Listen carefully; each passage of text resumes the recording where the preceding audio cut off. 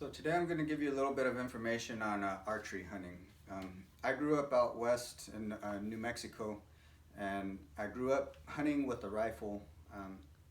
The Army moved me to Kentucky in 2010, and rifle hunting was not allowed on post, so I got into archery hunting, and I really enjoy it ever since I started archery hunting. That's the only type of hunting that I've done, just because I like the challenge of it, and it's a lot more interesting to me. So first we're going to discuss the types of bows whenever you're archery hunting.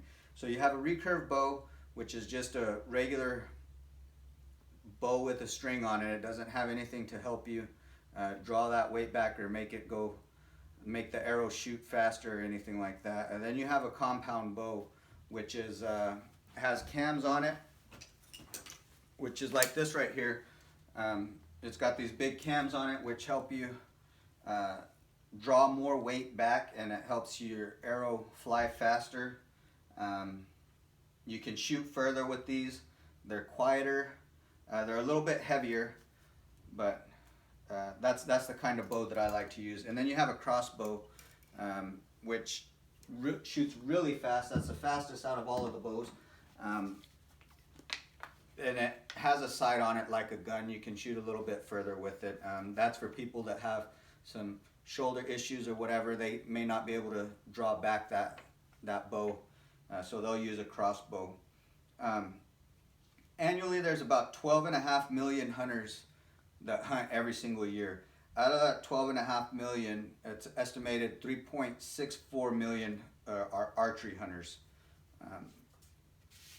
And the different types of hunting, you can do a spot and stalk, which is pretty much where you're trying to sneak up on the animal. You'll see that out west a lot more, where the terrain, the land is a lot more open, and they have to really use the wind and direction that the animal's moving and what they're doing to try to sneak up on that animal, crawl up to it, and get within 60 yards to get a shot on it. Archery hunting, you have to be a lot closer.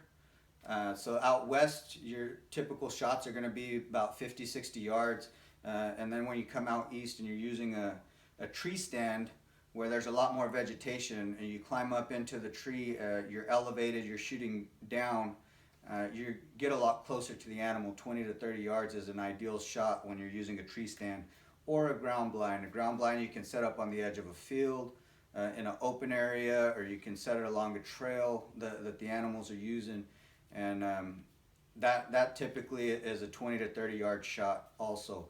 Now some people will shoot a lot further. Me personally, I'm comfortable out to about 50 yards.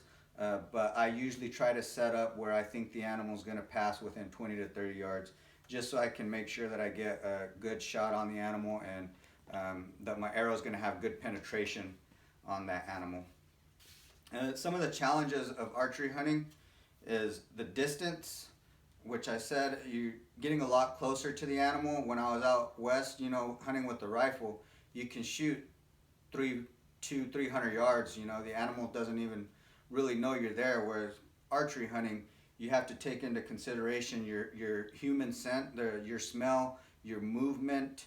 All of that plays a factor. You have to really check the wind and make sure that you're going to be downwind of the animal, so that they don't smell you when they're moving in, and be close enough to get that shot on the animal.